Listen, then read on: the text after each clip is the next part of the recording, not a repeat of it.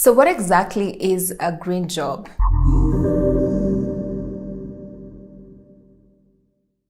So according to the ILO, a green job is decent jobs that contribute towards the preservation or restoration of the environment.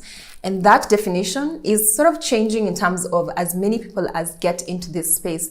There are a lot more definitions that are coming up along the way. But for now, that's what we'll work with. So what exactly are green jobs and what examples are there in green jobs? But before we get to that, green jobs are categorized into four. The first one is the core level, and they're called core green jobs.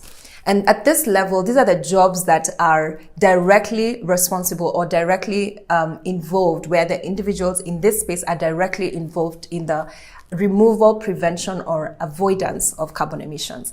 And these are things like direct air capture or actual restoration of the environment, or technologies that are introduced as new technologies, especially something like renewable energy, new ideas that are coming up, or new projects that are actively being implemented to be able to address the issue of carbon emissions. Those are at the core of green jobs.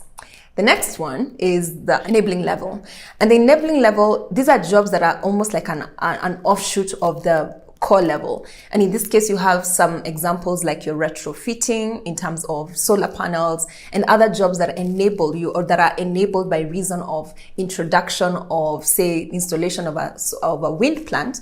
Once a wind plant is installed, or a wind project is installed, you then need the other enabled or enabling facilities, whether it's through technology or other solutions, to enable the core project to be able to be implemented.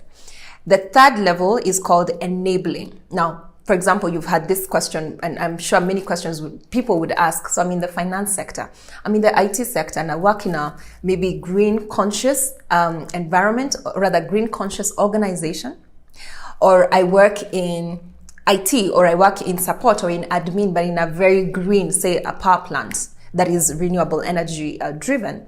That is actually an enabling job, and it is a contributor towards the realization of carbon reduction or carbon emissions. And that's the third level. Now, the last level, which is where many people would probably fall under, is the future jobs that are called emerging sectors. And these are jobs that are not necessarily current, but they are emerging by reason of the future or the current investments that are being done.